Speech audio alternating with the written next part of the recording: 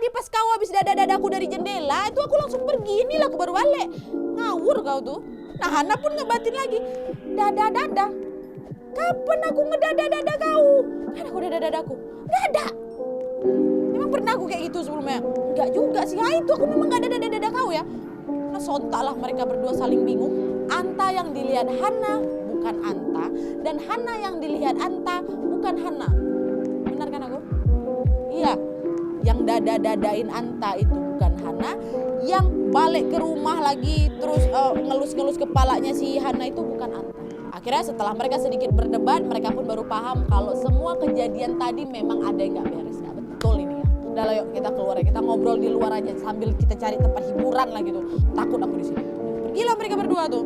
Pergi keliling-keliling sampai akhirnya sekitar jam 11 malam mereka pun pulang. Waktu itu mereka berdua sepakat langsung tidur aja lah supaya gak ada hal yang aneh-aneh ya kan. Tapi sayangnya Wak, ketika itu Hana sama sekali gak bisa tidur sampai jam 1 malam. Awalnya memang gak ada kejadian apa-apa. Sampai akhirnya secara tidak sengaja Hana melihatlah ke arah cermin tadi tuh cermin yang pantulan depan kamar mandi. Dan ketika itu Hana melihat ada sosok perempuan di dalam kamar mandi. Tapi rambutnya gimbal Wak, mukanya hancur sambil senyum lebar. Dan berdiri pas di pintu kamar mandi sambil melihat Hana dari arah pantulan cermin. Kebayang gak sih kalian?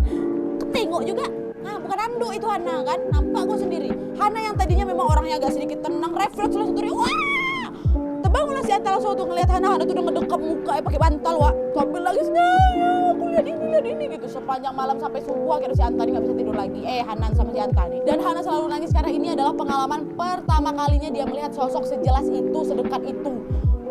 Dah, itulah gangguan mereka karena. Jadi apa nih sebenarnya yang terjadi dengan dua orang ini Nat? Kenapa mereka tiba-tiba diganggu kayak gini kan? Nah jadi Wak, kebetulan Hana ini punya kayak teman kantor yang IndiHome. Sebut aja namanya misalnya Ade lah ya. Jadi pada saat bertemu Ade, Wak, Hana ini pun menceritakanlah itu pengalaman horor yang memang dia dan Anta alami selama 4 hari di Jogja kemarin. Dan Ade menjelaskan bahwa pada saat Hana ini workshop, Hana ini sebenarnya udah bawa pendatang baru ke resort mewah tersebut, yaitu nenek-nenek yang pakai kebaya hijau. Dan Ade juga menjelaskan semua sosok-sosok yang mereka lihat sebelumnya, yang dari jalan, yang desa-desa yang pernah mereka lalui itu, yang ada nampak kerumunan kakek-kakek pakai batik putih sama nenek-nenek pakai jari kebaya tuh, sebenarnya desa atau jalan yang mereka lalui itu ternyata bukan desanya manusia, melainkan dimensi yang berbeda. Anta pun juga sempat nanya sama Ade, tapi bukannya kalau kami ini kejebak di dunia mereka bakal sulit balik lagi, Wak?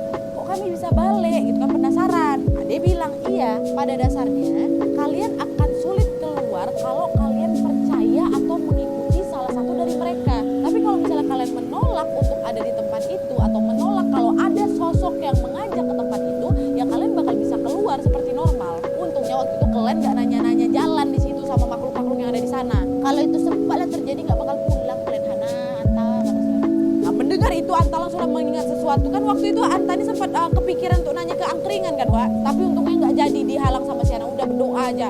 Disitulah si Anta ini ngerasa bersyukur. Meski mereka juga agak ngerasa trauma lah gitu masuk ke dimensi lain tuh. Jadi bisa dibilang kalau lah sempat si Anta nih ngomong aja, gak usah lah nanya jalan, ngomong atau Pak kayak gitu, mungkin mereka gak bisa keluar lagi.